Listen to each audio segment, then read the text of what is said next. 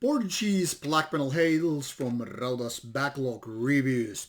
This one was originally released in 2017, however it arrived here some point in 2018, so it has been waiting for quite some while, being an older release, but now it was time to take this for review, and this one is called Non et Hiems. My Portuguese is a little bit rusty. I can barely say obrigado, and that's about it. So I'm not gonna even try to pronounce this one, even though I guess it's kind of like Latin or whatever. But anyway, here we have the CD release inlay.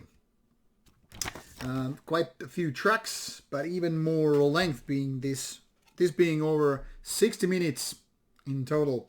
And the style is black metal, in case you just didn't guess it already. This one is black metal in a rather unique, well, almost unique way, because to be honest, this doesn't really remind me most bands which are out there, be it Portuguese or other bands. Nox et Hiems is kind of like a Portuguese version of Mayhem. Very interesting riffs, sometimes very much off, and also underlining this style and this fact being Portuguese Mayhem is that this is also kind of like Attila-like vocals which are present here, which then again makes this even more mayhemic than it could be otherwise. Also interesting fact is that this band seems to have been founded in already mid-90s. However, nothing really except for this one EP happened until we go to 2010s.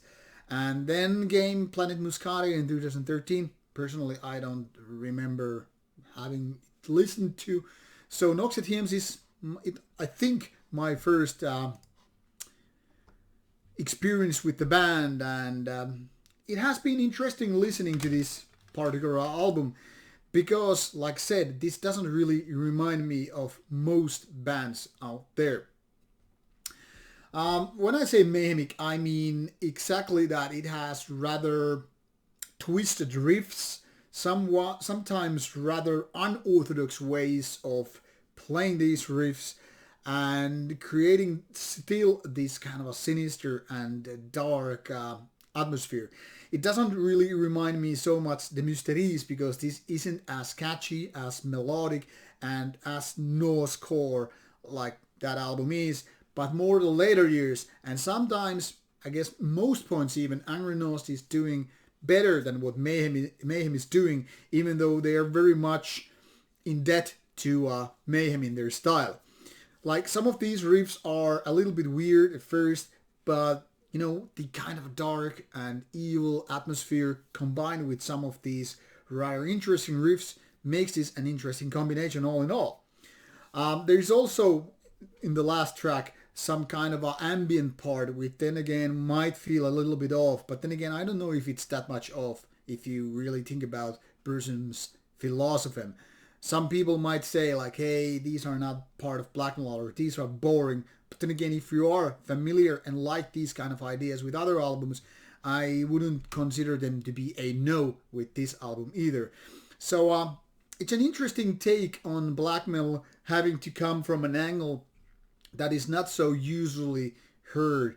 And while this is not 100% original, I mean, this reminds me so much of Mayhem that I really can't call fully original. This is still rather uncommon style with riffs and the overall feeling. And the vocals, I think, deserve even more a mention. While they are very much like Attila of Mayhem, there's still something different also. And sometimes these vocals go into the so-called clean sector, and they might feel a little bit weird once again, but I think they actually add a layer of interest here, because, you know, it sounds somewhat different, somewhat unusual when it comes to black metal, so I kind of like it. But then again, those who are allergic to Attila vocals on Mayhem, well, they're probably gonna be a little bit disappointed with these vocals too. Anyway, all these elements put together, I would say this is a rather interesting album. And even though it's more than 60 minutes, which is usually way too much for most bands, this one is able to keep it all together throughout the whole length. So it's not disappointing at all, in my opinion. What I just feel is that sometimes these songs are a little bit too lengthy for their own good.